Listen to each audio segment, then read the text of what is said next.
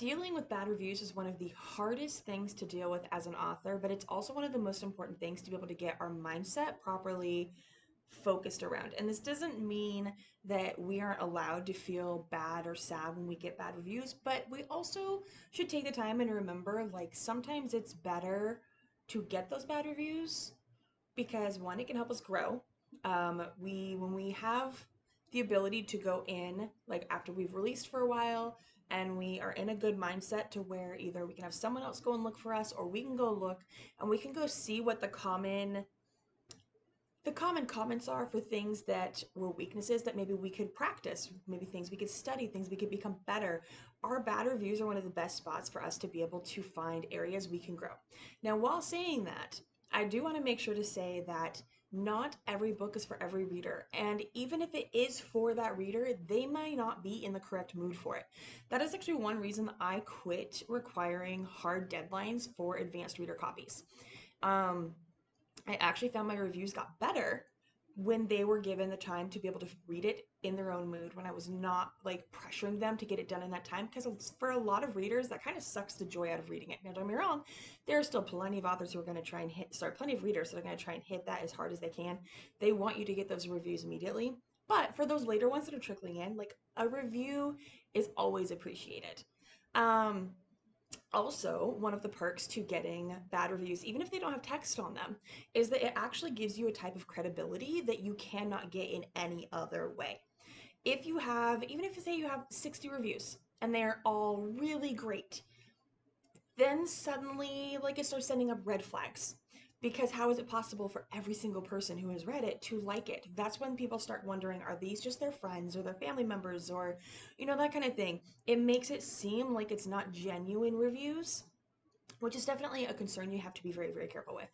Also, I just thought I would mention when it comes to reviews, because reviews don't just show up on like review sites like Goodreads, BookBub, Amazon. Reviews also show up on social media. And one, um, we all dream, at least most authors dream of their book suddenly blowing up massive, like super huge, making tons of money off of it. I will say, as someone who has experienced this, one of the downsides to going viral with a book is that you're suddenly stuck with an awful lot of people who are picking up the book because of the hype, who are not actually your target audience, and it will increase bad reviews. And this actually becomes even worse when we do the big free promos. Unless that promo is specifically tailored for your exact audience, then it can drop your reviews by a full point. I have had that happen in several of my books. And to be honest with you, I've actually decided that was okay for a lot of my books for them to be dropped into 3 stars just because of the revenue that came after. And then I figured I've got a lifetime to work on these. I was able to pull in enough reviews that, it still has a good balance and credibility, but it hurts. It hurts. So that is definitely something you want to think about when you're kind of processing that side of things. Also, it is very important to not let imposter syndrome get us when it comes to bad reviews. Um, Usually, the best advice is don't respond to bad reviews.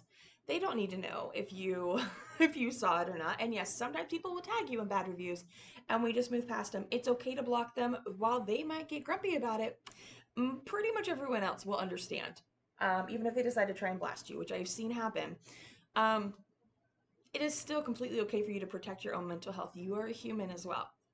But as I was saying, when it comes to this, it's really hard to not get hit with the comparison game, especially with books that released at the same time as us, or books that were released by friends, or other books and authors that, like, you may have done the exact same things and you didn't get the same results as them, and they suddenly got amazing results, and you're like, but why not me? It can be really hard not to get in our own heads and be our own, like, most critical judge, honestly, of our writing and our success and how we view success and all of that kind of thing. So it's really important to remember that other authors and other books are our comps and they are not our competition.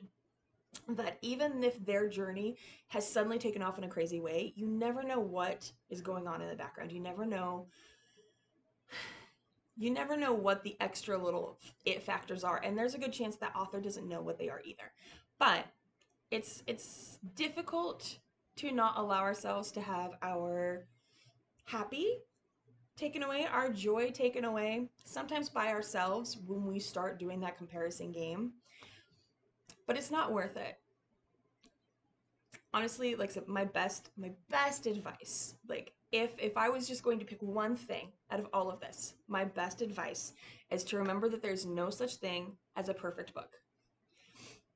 The only thing that there is a perfect book for the perfect reader who's in the perfect mood, who happened to have seen it enough times to go ahead and pick it up. It's hard. It's really hard. But it is the best feeling in the world when you finally reach somebody who gets it, who gets exactly what you wanted to come from the book. And more often than not, there's typically more good reviews than bad. Focus on those. If you need to, find a buddy, find a family member, find a friend, find a fellow author who you've never met in your life, find a PA that you hire just for one time after your releases to go and take a look at the bad reviews and give you like information if you mentally cannot handle looking at it. Let them be the data scrapers for you. But make sure to protect your health and learn from the bad reviews. But also remember, most of them aren't actually for you. Most of them are just the wrong reader for the wrong book at the wrong time. And that's okay.